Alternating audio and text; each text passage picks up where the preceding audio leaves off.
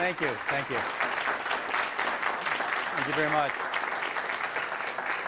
I should begin with an apology for those of you who are a little sensitive about things. This subject is very personal that I'm going to talk to you about, and particularly if this happens to be a time before a meal that you're watching this presentation, it might be a bit of a problem for you, and you might want to choose a different time. But I have to tell you, the subject that I have for you now is very, very important. You can realize the importance of the subject if you just take a moment and walk down the aisle of your favorite drugstore, favorite supermarket, the medicine aisle. What you find is lined on either side are preparations, pills and potions and liquids to treat intestinal problems. I mean, they're in the marketplace for a very important reason. That is, lots of people are buying these things, and the reason lots of people are buying these things is because they're having lots of trouble with their intestines. So what I want to talk to you about now is a subject that I find essential for you to know about. And the title of the talk is More Than You Ever Wanted to Know About Your Intestines. I have some help in giving this presentation. I introduced you to one of my friends and one of my patients, Howard Bartner, who is head medical illustrator for the National Institutes of Health.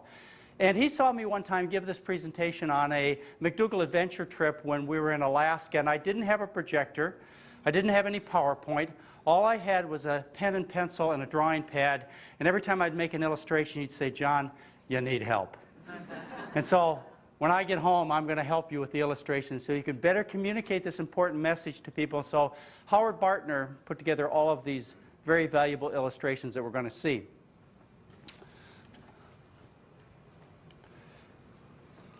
I also have some additional help, and that's these two characters. Their names? Well, how about Marvin and Louise? Will that do, Marvin and Louise? You know, people who look at this presentation, they sometimes say, well, you know, Marvin looks a little like you, John. And actually, he looks a little like Howard.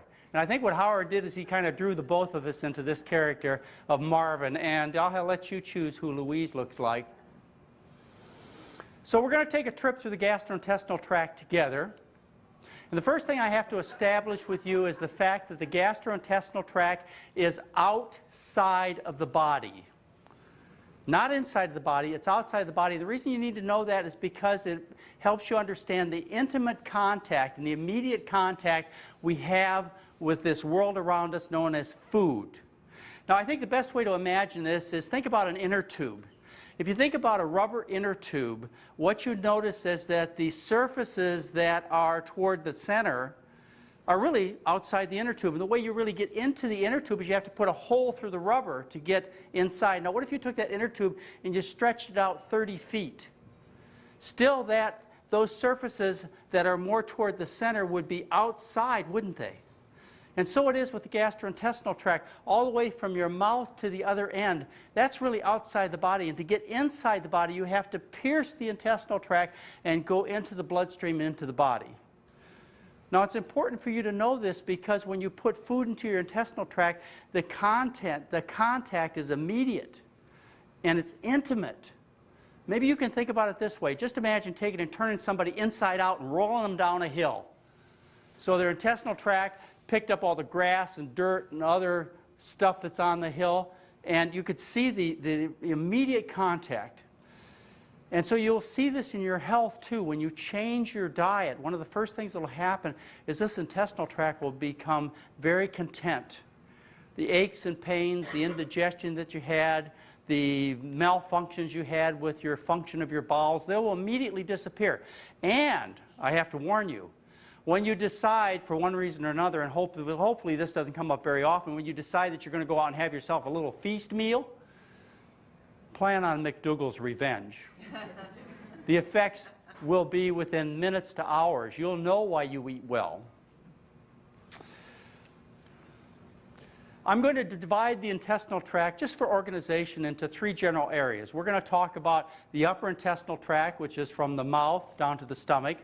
We'll talk about the middle intestinal tract, which is primarily the small intestine, and then the lower part of the intestinal tract, which is the large intestine. Just artificially, I divide it this way just to organize it so you don't get overwhelmed with this whole journey that we're going to take. The beginning of the gastrointestinal tract is the mouth. And the mouth is an obvious place where people have disease problems. And dentists know the connection between food and dental health. Dentists have been telling you all along, don't eat that bad food, particularly don't eat sugar because it will rot your teeth. It's really a lot more than sugar. It's the whole diet that will cause you to have bad dental health and rotten teeth. And it goes further. It also goes to the gums, not just the teeth. The health of the gums is determined by what you eat. And you can actually cure serious gum disease by changing your diet and getting good dental hygiene. Like starting to floss like you're supposed to and seeing the dental hygienist frequently. You can change 6mm pockets into 2 or 3mm pockets in just a matter of a few weeks by changing your diet and getting this good kind of dental hygiene. Now the mouth, as far as I'm concerned, is a window to the health of the rest of your body. I learned this actually when I was very young. My father, who lived on a farm when he was a little boy, he would tell me that when they went shopping for horses, that the way they determined whether or not they were getting a good horse, a healthy horse, is they'd look at the horse's mouth, look at the teeth and gums. And so when I examine patients, if you ever become one of my patients, one of the first things that I do when I examine you is I look in your mouth. And what I see is generally a reflection of what I'm going to see on the rest of the examination. Now, not only do you have the problems of bad teeth, bad gums, or healthy teeth and healthy gums as a result of how you take good care of yourself, but there's something else that comes out of the mouth that really is important to you. It's a part of your personal appearance, just as important to you as what those teeth look like when you smile. And that part of the personal appearance to you that is reflected in what you eat is how you smell. Smell is very important. Smell is a form of communication between people. The perfume industry knows this.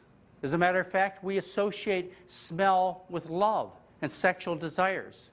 And how we feel about people is communicated with the smells that we have between each other. As a matter of fact, when you study the anatomy of the brain, what you find is that the olfactory lobes, which are the connection to your nose, they dive directly into the hippocampus, which is the area of the brain that determines emotion, particularly love and sexual emotion. So there's this direct connection. So you want your personal appearance to reflect very positive things in terms of smell. And what you eat determines how you smell. You may have noticed this in various people that you've come across with. You may notice the spices that they consume. Garlic, of course, is an obvious one that you might notice. There are stories about Eskimos, people who have written about Eskimos and visited and lived with Eskimos about how they smell like fish.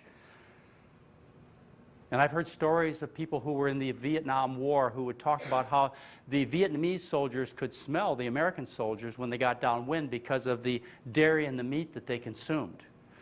So what you eat determines your body odor, which is very important to your appearance and your attractiveness to other people.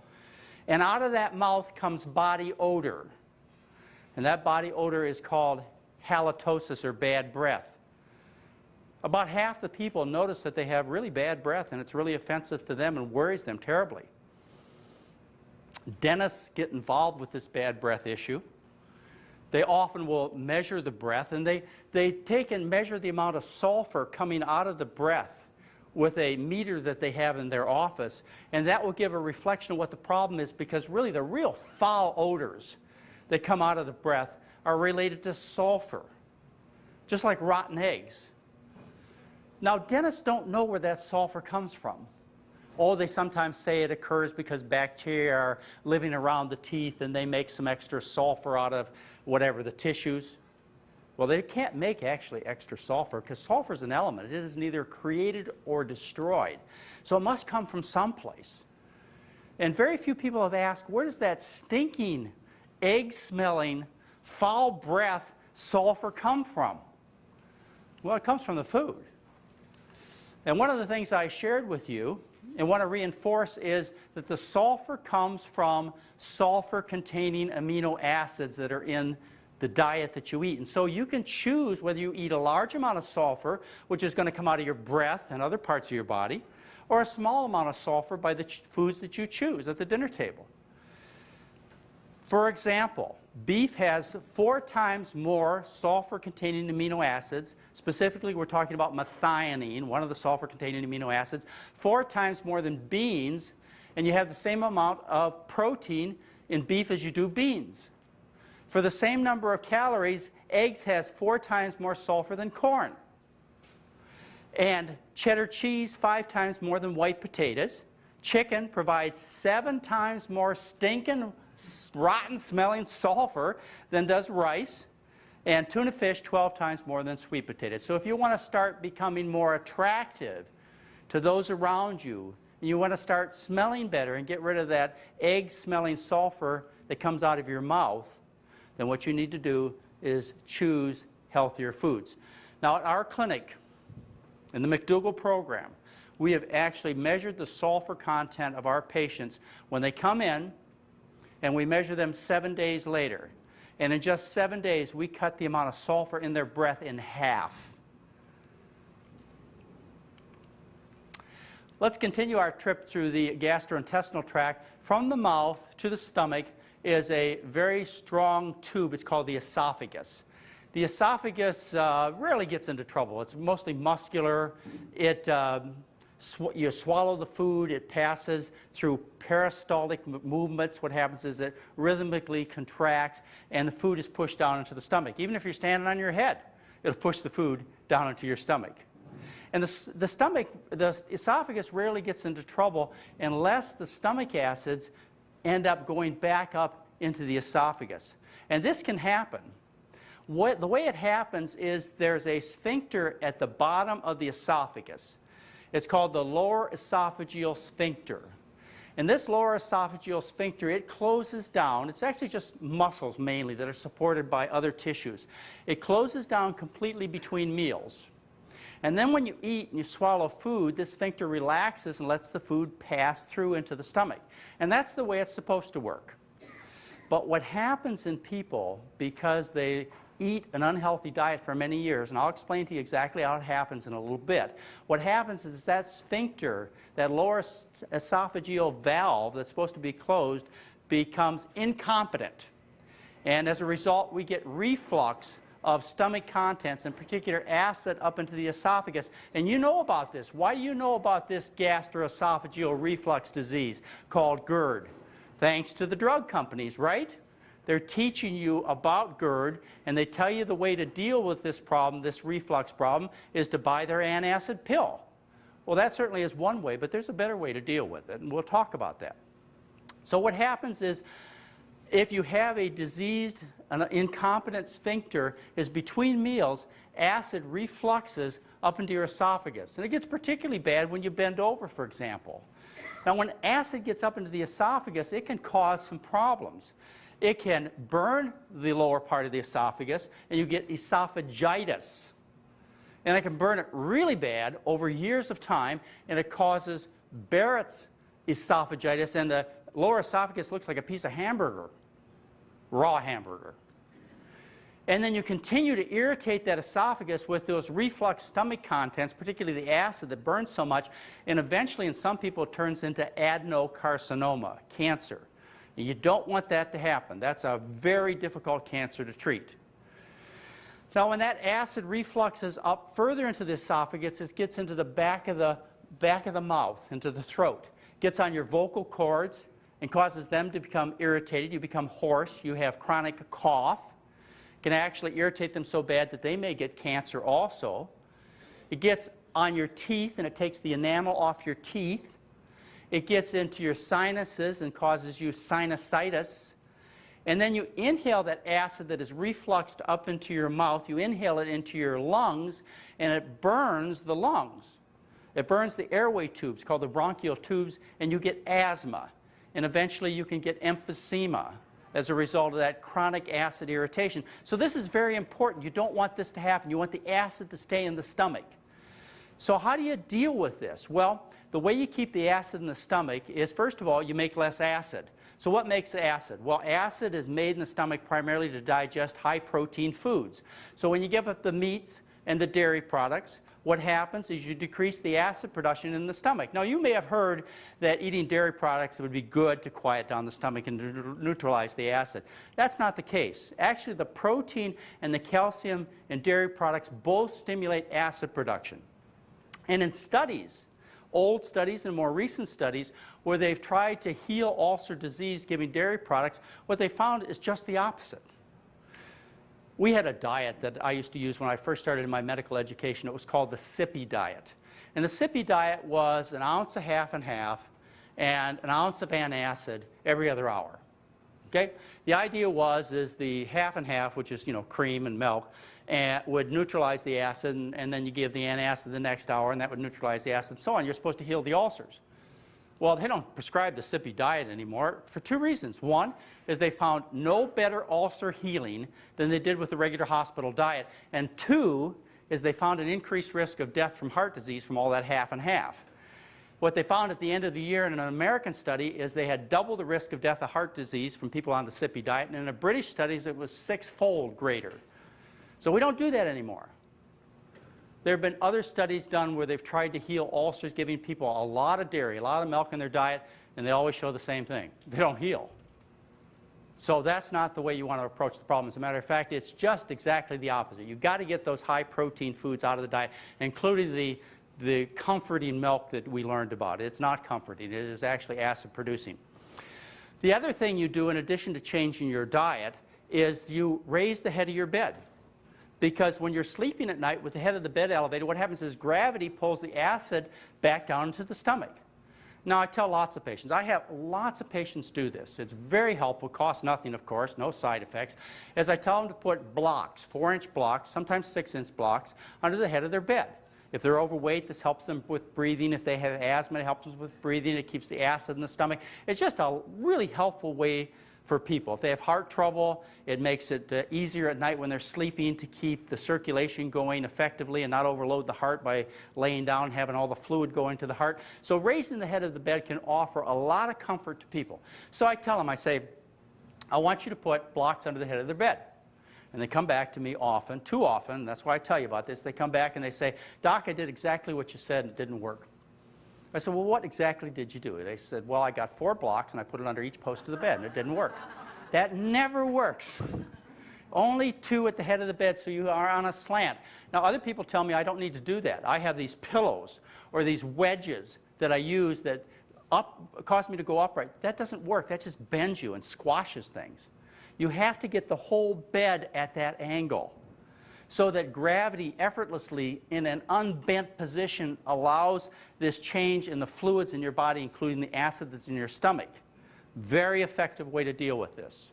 And then the last thing I do is I do use antacids. I use the wafer kind, like Tums, or the liquid, like you would get in a liquid antacid, or I do use the pills that actually stop the production of acid in the stomach. But almost always I use them in an as-needed basis. Not every day, but just when you're having troubles. And generally people know why they're having troubles, because they did something they weren't supposed to do.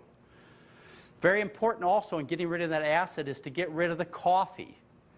Coffee causes a lot of acid production, and here's an important thing for you to understand is decaf coffee causes as much acid production as regular coffee. So you're not going to gain anything when it comes to healing your painful stomach by switching to decaf coffee. There are even some foods on our diet that are irritating to the stomach that I ask people to be careful about. These are raw vegetables. In particular, onions, green peppers, cucumbers, and radishes. If I think of a thick slice of onion on a sandwich, I mean, I almost get a sour stomach just thinking about it. Because there are substances in that onion that are very irritating to the intestinal tract. But interesting, if you cook that onion, these are volatile substances and they boil right off, and now you can tolerate the onion. Microwave it, fry it, not with oil of course, boil it in any way, cook it, and what happens is now it's well tolerated. The same thing with the vegetables. Most of them are well tolerated if you cook them, but raw they can cause you some problems. Fruit juice. Think about grapefruit juice. I bet some of you are getting a sour stomach just thinking of grapefruit juice or orange juice. Very irritating, acid-producing, indigestion-causing, but not the fruit. Somehow when you grind up the fruit and you take away some of the fiber, it becomes irritating, distressing to the stomach. So don't do that. Hot spices can bother you, like peppers. They burn. Capsaicin is the substance that's so hot, but it's interesting, even though it will burn, it'll burn all the way from here to the other end of the intestinal tract. Even though it will burn, it actually does not cause damage to the intestinal tract. In fact, this capsaicin will cause the intestinal tract to heal faster. They've done experiments where they give people aspirin or non-steroidal anti-inflammatory drugs like Motrin or Advil, and they put little holes in the stomach from the injury. And then they give capsaicin, pepper, and actually they heal faster in those that get the pepper than those that get the placebo. So it is a sensation, a burning sensation that can be quite uncomfortable, but it actually does not destroy the intestinal tissues. The pepper doesn't. So there's some things you can do to help with that acid in the stomach, to relieve the indigestion and help prevent that gastroesophageal reflux that is so distressing. Now the stomach does get into a lot of trouble, and it gets into trouble because the stomach is a vat. It's a vat that holds your food for a while, so it sits there for a while, so it has a lot of time to be affected by what you eat. And so you want to put good things in that vat to make it healthy. Now I was taught the reason that you have stomach trouble when I was a young doctor, I was taught that it was due to stress. And stress caused too much acid production, so what you needed to do is maybe go in and cut the nerves that cause acid production, or you need to take tranquilizers. These days what they teach is the reason you get stomach trouble is because you've got an infection of the stomach with a bacteria called Helicobacter pylori, or H. pylori. Now there is some truth to this. If you have that kind of infection and you have ulcers and you give somebody triple therapy, we call it, which is 2 antibiotics and a very powerful antacid, you will cure those ulcers. You maybe do other positive things to the stomach too. You may even reduce the risk of the stomach getting cancer, maybe. But what you don't do is you do not relieve the indigestion with this kind of therapy. These bacteria, they believe, are the cause of the problem. I don't. Well, sort of I do, sort of I don't. Let me expand upon that. Helicobacteria infect about 40% of the population of a developed country like the United States. Helicobacteria infect essentially 100% of people in underdeveloped countries. But in underdeveloped countries, they have very little trouble with indigestion or ulcer disease. So I believe these helicobacteria really only cause you problems if, along with it, you eat an unhealthy diet. Eating more fruits and vegetables, by the way, will cause less of those bacteria to grow. It inhibits their growth. And if you go through that triple therapy and you happen to get cured of your ulcers, what happens? A few weeks later, a few months later, you come in contact with that bacteria again and you catch it right back. Doesn't sound like a permanent solution to me. This is a bacteria that's spread by contact. So you're just going to get it back. The way you're going to solve the indigestion, the ulcer problems permanently is to start putting good things in the stomach. You may want some temporary relief from antibiotic or antacid therapy, but you really want to get to the cause of the problem. You really want to deal with the stuff that's in the stomach. But I have to say, that's one of the last things most doctors or even dietitians think about. How in the world could what you put in your stomach affect its health? You know, what a novel thought. It'd be as silly as somebody saying, well, how in the world could smoking cigarettes give you lung damage? Well, it's so obvious, I guess people miss such things like that. And so what you put in your intestinal tract should be the first thing, not the last. Shouldn't be tranquilizers or some psychiatric illness that you focus on or stress in your life. It should be what you put in your mouth that determines the health of the intestinal tract. And if you think that way, you'll solve the problem in almost every case. Now, as you leave the stomach, what we do is we go into the first part of the small intestine, which is called the duodenum. And to the duodenum is attached the liver and the pancreas. The liver is a very important organ. It is the detoxifying organ of the body. What happens is if you take drugs, I'm talking about prescription, any kind of drugs, those drugs, they will go into your intestinal tract, and the first thing they do is they drain from the intestinal tract through the venous system and go right to the liver. And the liver takes most of that drug out of the system. If you even get drugs through your skin, the liver eventually takes those drugs or environmental contaminants or chemicals out of the out of your system. That's what the liver does. Even things that your own body makes that are toxins, breakdown products, the liver takes those things out. So it's the big detoxifying organ. So it takes things out of the bloodstream, filters the body from all these contaminants, and it takes and puts them into the bile. The bile is the fluid in the liver that comes out of the liver. Well, the bile does something else too. The bile contains bile acids that the liver makes. The job of bile acids is to digest the fat in your food. Now, those bile acids are very important for you to know about. They digest the fat in food. So you've got waste products, you've got bile acids that go to form this bile. Well, the bile drips out of the liver through various ducts, and then it forms a common bile duct. And off the common bile duct is a divergent duct that goes up to the gallbladder. The gallbladder is a sac that is there to store the bile between meals. There's no reason to have bile acid to digest fat in your food when you're not eating. And so what happens is you make this bile, and there's a little sphincter at the end of the common bile duct, just as it goes into the small intestinal tract, a little sphincter. His name is Odie. And he closes down between meals, and he pushes that bile back up, and it backs up into the gallbladder, and that's where the bile is stored between your meals.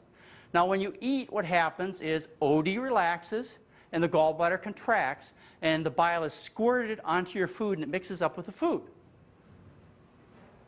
And that's the way everything's supposed to work. But people run into problems with the gallbladder. The major problem they run into is the gallbladder gets sick. You get gallbladder disease. And what you may know most commonly about that gallbladder disease is it gets stones. And we call those gallstones. And gallstones are really common in our society. About 15% of people in our society as adults have gallstones. 40 to 50% of middle-aged women have gallstones. When I was in medical school, and I'm sure they teach the same thing today, it was taught when you saw a patient, female, fat, and 40. It means gallstones. Look for gallstones. They're going to be there. It is such a common problem. And you must be aware of the fact that it's a common problem. You must be aware of the fact that you might have it. And part of the reason you must be aware of the fact that you might have gallstones is to defend yourself from overly aggressive doctors. Now, let's just say, just for argument's sake, that 40% of women, middle-aged women, have gallstones. If it was important to take those gallstones out to save your life, then you'd find doctors aggressively looking for them. You might find x-ray booths on every other corner in town trying to stamp out this disease, gallstones, and to save you misery. But the truth of the matter is these gallstones, as long as they don't hurt, and we call those asymptomatic gallstones, should be left where they are. All the studies done where they compared people who have gallstones that don't hurt, asymptomatic gallstones, which again 40% of the middle-aged women have, all the studies done show that if you operate immediately upon finding the gallstones, the person is worse off than if you leave the stones alone. More death, more disability. Now, this would be malpractice to go looking for gallstones in people, and we know that. Doctors know that. They'd get into trouble. But what happens if you go to the doctor, you get a chest x-ray, or you get a sonogram of your abdomen for some other reason, and the doctor says, ma'am, you got gallstones here. Look at those. Oh, and you know you got a problem. You got an obvious problem. Right there, it's on the x-ray. How can you deny it? And so you say to the doctor, if you need to, you say to the doctor, so what? Doctor says, well, that could turn into cancer. Oh my goodness, we better take them out, right, doc? No, that's not what you say. What you say is, doctor, what's the chance of it turning into cancer?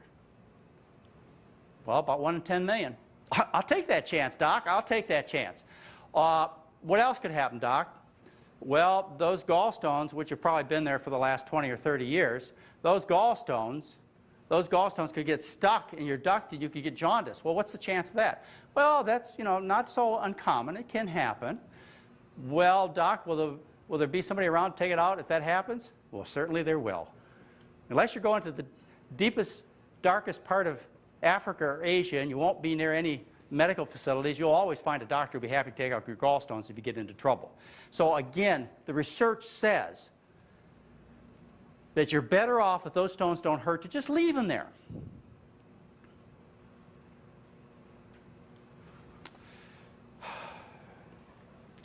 Now, the question you really need to have is, how did I get them in the first place? Because you don't want these things in your body. How did I get them? Well, the hallmark of gallstone formation is supersaturation of the bile with cholesterol. Everybody knows this. Every doctor, every scientist, there's no disagreement.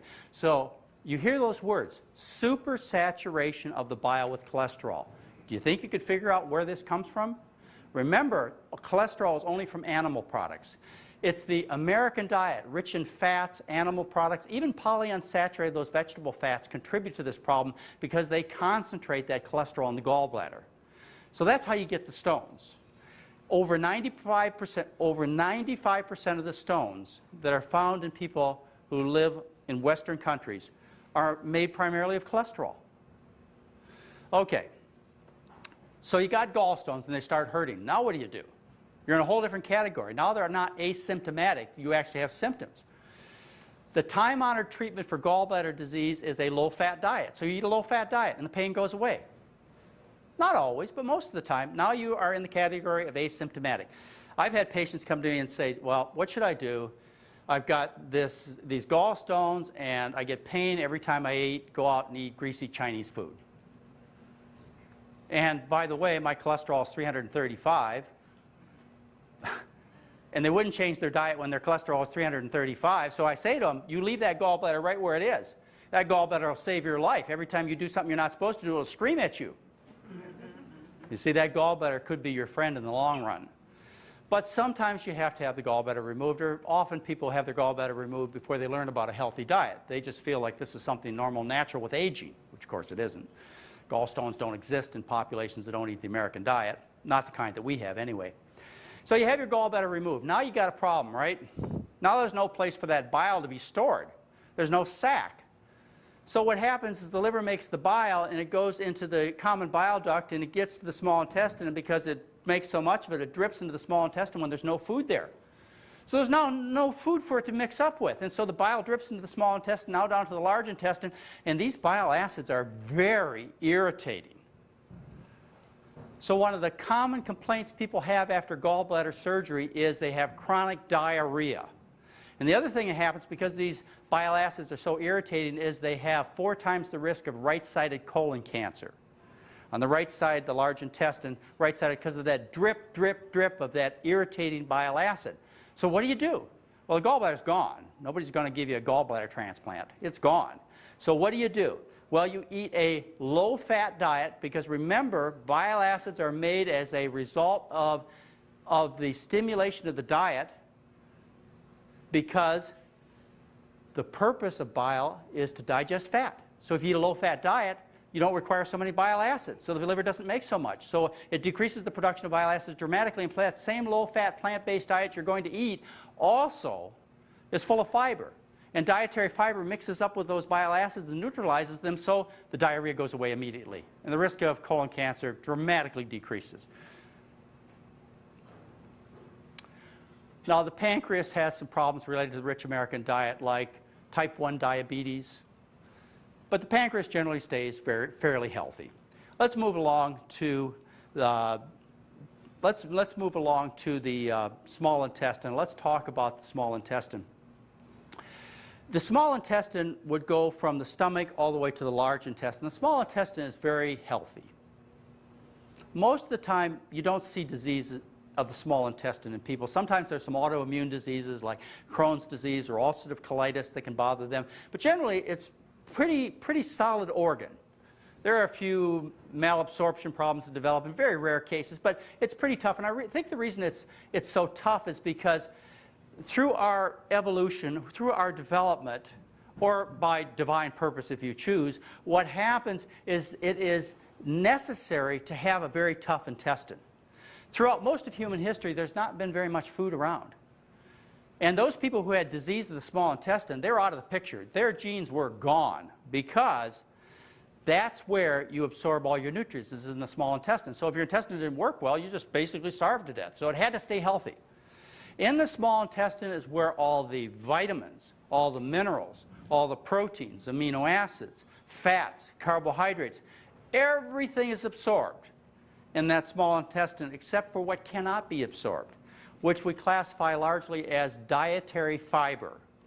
And dietary fiber, as you know, is really just like starch, except it has linkages between the sugars which can't be digested. We don't have enzymes to digest it, so these sugars, these carbohydrates, instead of breaking apart and going to form fuel, like they would in the form of starch that you eat, in the form of rice, corn, potatoes, and so on, what happens is the same foods contain branching chains of sugar that have linkages between them that you don't have enzymes to digest, so as a result, it flows intact through the intestinal tract. So let's go now through the small intestinal tract and let's get to the large intestine. The large intestine begins with the cecum. Attached to the cecum is a little tiny appendage. And that little tiny appendage is known as the appendix. It's on the right side of your body. And many people have appendicitis in our society. People are sometimes taught that appendicitis is due to little nuts and seeds getting stuck in the opening of the appendix, and that's how they get appendicitis. That's not true. What happens is the opening of the appendix, where it drains into the cecum, gets inflamed. It gets inflamed because of unhealthy contents that are in the large intestine and the small intestine, the cecum. It gets inflamed, and as a result of inflammation, it becomes edematous, swollen, and it closes down on the fluids that are in the appendix because they're now static. They can't drain out. They get infected. And so you get appendicitis. In our country, we treat appendicitis by going in and cutting the appendix off. In European countries, they give antibiotics to treat appendicitis. I don't want to get into the discussion as to which is better, but just to give you an idea that clearly people know this is a disease of infection, inflammation of the appendix. I want to take a little diversion here and tell you about one of my heroes. I stand on the shoulders of many, many people who have known the things that I know and also have their own unique knowledge. And one of the most important people in my career I met during my last months of medical school. In medical school, I was very frustrated. I was frustrated because of the fact, well, I didn't know then why I was frustrated, but I can look back now and see what it is. I was frustrated because of the fact that I didn't see myself as a doctor. See, my picture of myself as a doctor was somebody that helped people. And as I was going through my training, I didn't see myself fitting into that role because I didn't see myself helping people. I found myself very frustrated. I would go to noontime medical conferences, and the doctors, the presenter, the lecturer would talk about various kinds of diseases, and what they would do is they would describe the disease, tell me about the symptoms and signs, talk about some genetic issues, some mysterious virus that might be involved, but nobody told me about the cause of the disease, the chronic diseases, or the cure of these problems. And I took these things very personal. I thought, maybe I'm not getting the message. Maybe I'm missing something here. Maybe everybody else in the audience sees something I don't see. But I didn't really see a way to help my patients when I got out of training.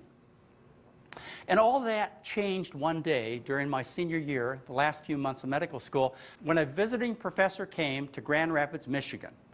And the purpose of his visit was to visit Kellogg Cereal Company in Battle Creek. And he wanted to go to Kellogg Cereal Company and tell the cereal company that they needed to add more fiber to their cereals so that people would have less disease. This man had a very interesting history. He was trained in Edinburgh, Scotland, to be a surgeon. And as a surgeon trained in Scotland, he learned about how to take appendixes out, in other words, treat appendicitis. He learned how to treat diverticular disease. He learned how to treat heart attacks. He learned how to treat hemorrhoids. He was very good at treating hemorrhoids. He learned how to treat colon cancer, all kinds of common problems to Westerners. Well, when he finished his surgical training, he decided, along with some of his friends, to go to Africa and to work among Africans. And so he went to Uganda. And eventually he got a job as the head of the Ministries of Health of Uganda. And he stayed there for more than 10 years and took that position for more than 10 years. You may have heard about this man. His name is Dr. Dennis Burkitt. He's also referred to as the Fiber Man. Now, what he told me in that noontime conference changed my whole life. instead of people telling me that they didn't know the cause of a problem or some kind of mystery, he said there is a cause of the problems of chronic disease that people have in our society. It's their diet. He says, the reason I know is this. He said, I saw all these diseases that you guys treat when I was in Scotland. But when I went to Uganda, I didn't see any. I saw no appendicitis in more than 10 years of serving there. I saw no diverticular disease. I saw no deep vein thrombosis. I saw no pulmonary embolism. I saw no colon cancer. I saw no hemorrhoids. There were no fat people. He said, I saw one heart attack. It was a judge who went to London, learned how to be a judge in London, and came back to Uganda and had a heart attack. It was the only heart attack he saw in more than 10 years.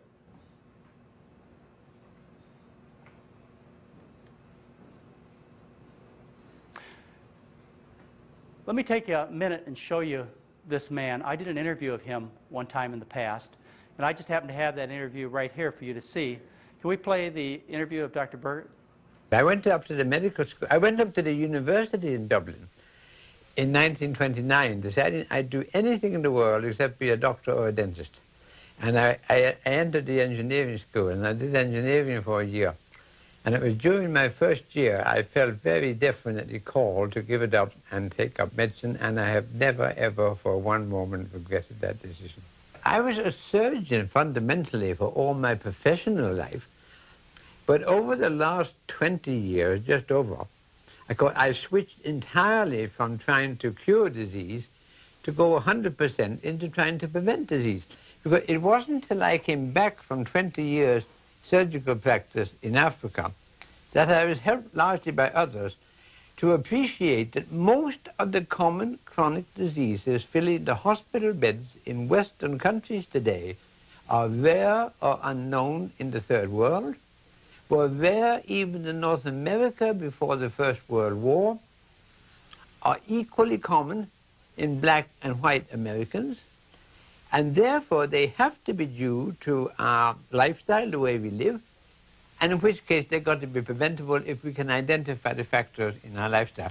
To begin with, we talked about fiber, but then we realized we were far too blinkered. If you look at the diet of disease of the countries throughout the world who don't get the common diseases of Western culture. And when I say the common diseases, I mean diseases like atherosclerosis, diabetes, gallstones, bowel cancer, breast cancer, hemorrhoids, varicose veins, diverticular disease, huge pile of stuff. The countries who don't get these diseases have a diet with far more starch, far more fiber, far less fat, far less sugar, far less salt. And the two major things we need is to eat more fiber. The average American eats 15 grams a day. Our ancestors used to eat over 100. In much of the Third World, they eat over 100. The first thing would be to eat more fiber. The second thing would be to eat far more starch. Now, people are afraid of starch. They think starch is fattening. It's never fattening. More bread, more potatoes, more pasta, all those starchy foods, and more fiber and more starch. Then far less fat. I think that might almost come top of the list. We eat 45% of our total energy as fat, and it's nearly all saturated animal fat. If we could cut down our fat by going, say, shall we say, on to semi-skimmed milk, vegetable margarines rather than butter, abolish fried food as far as possible, and something which we've only recently recognized is that meat grown on the farm in our country or yours has 7 times as much fat on the carcass as wild meat, and 5 times as much of that fat is the more dangerous saturated fat. I think we ought to eat far more foods made of cereals in general, particularly bread. Our ancestors ate between about a pound and a quarter per head per day of bread, always brown flour. We in Europe, in England, eat under a quarter of a pound a day. I think bread is brown bread, not white bread, brown or wholemeal bread is a very healthy diet. I'd like to see. Now, peas and beans are extraordinarily good because they're high in soluble fiber, which is good from the point of view of diabetes and coronary heart disease. I think potatoes are very good. They're high in potassium. And Western man is the only mammal alive who eats more sodium than potassium. I think potatoes, as long as they are neither cooked or eaten with fat, are a slimming diet. They are very nutritious. They tell me that there's almost no other diet which contains almost everything a human being needs. I mean, vegetables and fruit are all good, but most fruit, of course, is 98% water, so you don't get a lot of fiber in it. But also, cereal is a good source of protein. I'm not a dietitian. I'm a surgeon who's coming by the back door, but this is just what I think about it. When Dennis Burkett gave the presentation at our noontime conference, he showed a slide that I'll never forget. And all I can do is give you an example of this slide from my memory. What he showed is a slide with two frames on it. In one frame was pictured a small bowel movement along with a large hospital. And in the next frame was pictured a large bowel movement along with a tiny hospital. Do you get the message? In other words, if you eat a high fiber diet, which of course is going to cause you to have voluminous bowel function, then you're not going to be sick. If you're going to eat the American diet, which causes you to have very tiny rock-hard stools, in fact, I call them the rock-hard American fecal marble to give you some idea of what we're talking about, and I know you recognize this, many of you recognize exactly what I'm saying. If that's what you're going to produce every 3 to 12 days, then the consequence is likely the rest of your health is going to reflect that. Now let's talk about fiber for just a minute. Fiber is the non-digestible part of the food. What happens is it goes through the intestinal tract intact. Do not think of dietary fiber as the bristles of a broom scratching your intestine. It does not do that. These are microscopic molecules. Maybe the way to think about it is think about a baked potato. Cook a potato thoroughly, put it in a glass of water, stir it up. You don't see anything scratchy like a broom, yet that's full of dietary fiber in there. This dietary fiber, it provides the bulk of the stool, not just for itself, but also drags water in. It also takes and attaches itself to bile acids and neutralizes them. It attaches itself to cancer-causing chemicals and neutralizes them. It's very important for your function to have lots of dietary fiber. And remember, there's no dietary fiber in animal products. Zero. Dietary fiber is only present in plants. So that's where you have to go to get your dietary fiber to have good bowel function. Now you eat this fiber-deficient American diet, and as a result you develop these tiny little rock-hard stools. Those little rock-hard stools, they form in the large intestine as water is taken out of the material that's left. Well, when you eat the American diet, there's not much material left. You have in your diet maybe 8 grams, 10 grams, 15 grams of dietary fiber. Whereas on a healthy diet like the one that we're sharing with you, you may eat 80, 100, maybe even 140 grams of dietary fiber a day. So when you eat a diet that's very low in fiber, everything gets absorbed in your small intestine. All the vitamins and minerals and fats and proteins and carbohydrates that are digestible all get absorbed. There's nothing left. So it forms this little tiny rock-hard American fecal marble. Now you've got to move it along the intestinal tract. And in the process of moving along the intestinal tract, what happens is you create high pressures. There's a law of physics called the law of Laplace. The law of Laplace says if you contract an organ like the intestine at small diameters, you create very high pressures. If you contract at large diameters to get the same kind of movement, you contract at small pressures. Now, the large amount of pressure that's created by trying to move along this tiny little rock-hard fecal marble, from one part of the intestinal tract, the beginning to the end, it creates pressures that cause damage to your intestinal tract, particularly the intestinal walls. What happens is little balloons are blown out the side of the walls, and we call these little balloons diverticuli. And I want you to notice, if we look at a close-up section of this picture, where these diverticuli form. The way the circulation of the bowel is the intestine is supplied by blood vessels that come from the aorta. These blood vessels go to the large intestine across the outer surface, and then they dive through the muscular wall of the intestinal tract, and in that way they supply the inner surface of the intestinal tract. Well, where they dive through the wall is the weakest part of the intestinal tract. So that's where the diverticuli occur in that weakest part of the intestinal tract. And so you get these balloons blowing out there, right next to the blood vessel. And that explains one of the common symptoms of diverticular disease, which is bleeding. The bleeding is often microscopic. It can get very serious. I can remember being in on operations where the only way we could save the patient's life was to cut out a section of their large intestine to stop the bleeding. Those pouches, those diverticuli that are blowing out, they look a lot like an appendix. And they can get infected like an appendix too. The opening can be closed down, not by a poppy seed, not by a strawberry seed, not by a nut, as somebody's trying to tell you, you might have heard. That's not what happens. What happens is when you eat an unhealthy diet that has unhealthy remnants that form that unhealthy stool, it becomes very irritating to the opening of that diverticuli, and it gets swollen, closes down, fluid accumulates, it gets infected, you get diverticulitis, which we also call left-sided appendicitis, because it's just like right-sided real appendicitis, it just occurs on the left side. The nice thing is if you eat a healthy diet, what will happen is you will stop the bleeding. Diverticuli will not go away. Those are permanent structures. You will stop episodes of bleeding. You'll stop getting diverticulitis by changing to a high-fiber, low-fat, healthy plant-based diet. All right, we put all this effort to moving that tiny little rock-hard American stool all the way through the intestinal tract. Now we have it at the end of the intestinal tract. Now we have to get the stool to see fresh air.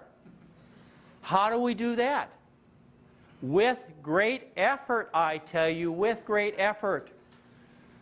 Children tell you the darndest things. I remember my two young kids, they were about 10 years old, and they just spent the night at Mark and Jody's house.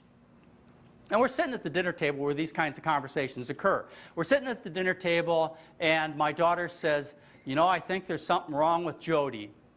Let me tell you what happens. She goes in the bathroom, she's there forever. And I hear these really strange noises. Well, like what? I said. Well, like, And my son says, you know, Mark, same thing happens, makes the same noise. What's wrong with those kids? See, my children never knew about that. For my children, they're out playing. They got the urge, ran into the bathroom. 30 seconds later, they're back out playing again. That's the way it's supposed to be. You have to put tremendous effort, and you know exactly what I'm talking about, into moving that stool through its last few inches. Now think about the person sitting on the toilet, and they're grunting and groaning, and what does their face look like?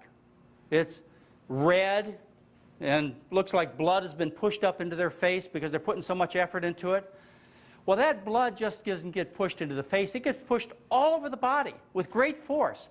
And as a consequence, what happens is blood gets pushed into blood vessels that are damaged. Some of those blood vessels that you are familiar with that get damaged are the ones in the last part of the large intestine.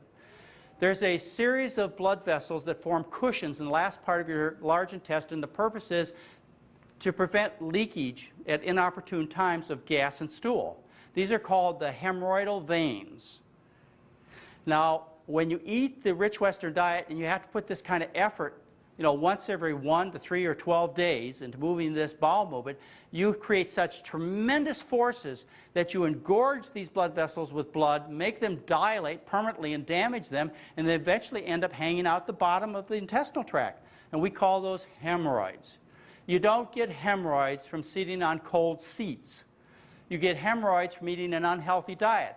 Remember, Dr. Dennis Burkitt never saw hemorrhoids in his population of African people. Now, to complete the picture of hemorrhoids, what you do is you actually end up everting the muscle at the last part of the large intestine. So actually part of that last part of the intestine lies on the outer surfaces of the body. Those hemorrhoids are not going to go away.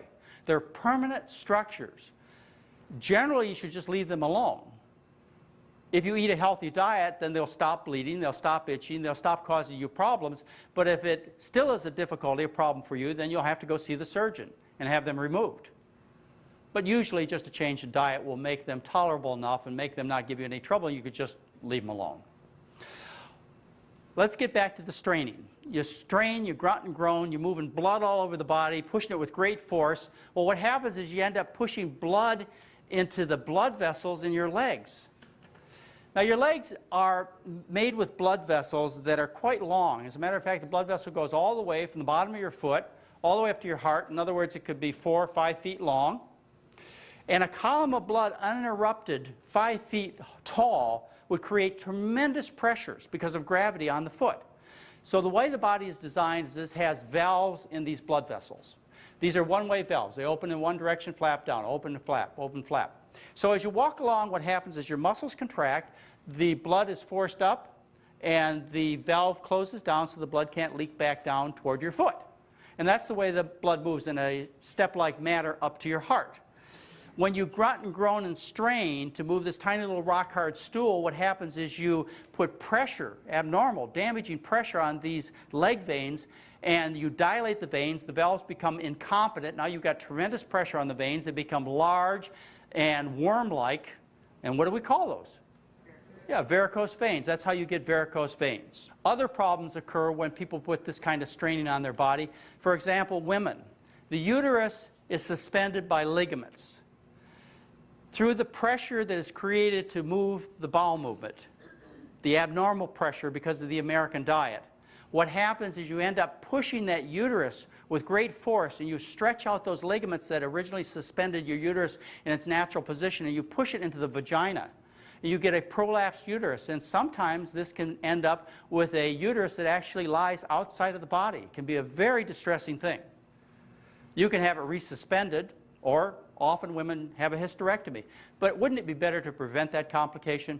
With men, with the straining, they'll cause varicose veins in their scrotum area and their testicle area, and that again is due to the abnormal straining that occurs. When you make this little tiny rock-hard American stool, what happens? You have to cause tremendous forces that affect other parts of the body.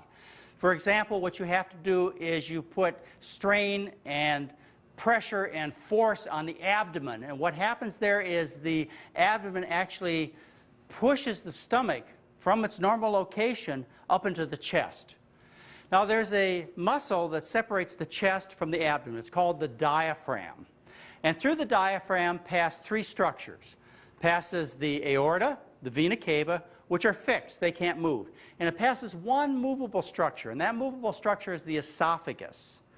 And because it's movable, when you put that strain, that force in there to try and move your bowels, you take and you push the stomach up into the natural hole that occurs in the diaphragm through which the esophagus passes. And you actually force the stomach into that hole, you dilate that hole, and a dilated muscle is called a hernia. And the consequence is you have a hiatus or hiatal hernia, which affects over half the people in Western societies. Now, as a result of having this hiatal hernia, you run into some problems. Every time you take a breath, because now part of the stomach is up into the chest, you take in, you create negative pressures, and you suck acid up into your esophagus. But one of the biggest problems here has to do with that lower esophageal sphincter that I was talking about at the beginning of this talk. I told you that sphincter closes down between your meals. But what happens after eating the rich Western diet for years, you end up destroying the competence of that sphincter, and now it doesn't stay closed between meals, and now acid can leak up into the esophagus and into the rest of the upper intestinal or upper respiratory system. One of the reasons it doesn't work well is because its normal position, normal anatomical position has been displaced. Usually that sphincter is positioned right at the diaphragm, right at the hole where it goes through, and so it gets support from the muscles of the diaphragm. And so as a result of having this support, the sphincter is able to function properly. When you move the sphincter out of that normal position located right at the diaphragm, you move it up into the chest, it doesn't have support anymore. So now it's not competent. And as a result, it leaks that acid up into your esophagus.